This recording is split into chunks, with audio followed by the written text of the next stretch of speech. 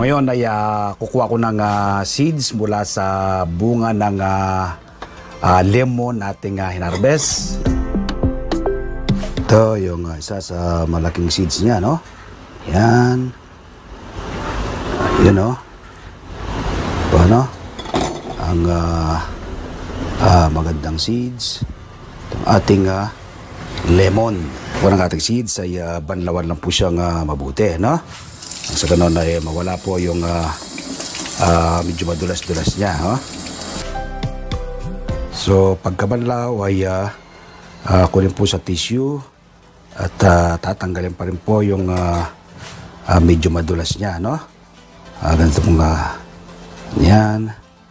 Sa ganun ay mawala po yung kanyang katas, no? Pag wala nang hindi na madulas, tatanggalin po yung mismong balat, ano? Yung shell na bumabalot dito sa ating seeds, ano? Makakatulong po ito para mas mabilis po siyang ma-germinate o tumubo.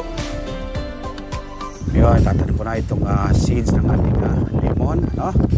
So, ilalagay lang po siya doon. Yan. Pagkalagay ay bahagya lang po siyang ibaon, ano? 1 inch. Yan. Tapos tatakpan.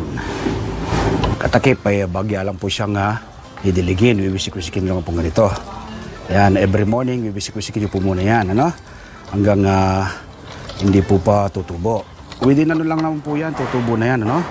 Within 10 days, ano? Tutubo na po. After 10 days, so yun po, meron na po siyang naka-sprout na unang daon. That's time po, pwede na siyang paarawan, ano? Direktang sunlight. After 25 days, so ito na po yung ating tanim na lemon sa bote po ng mineral water.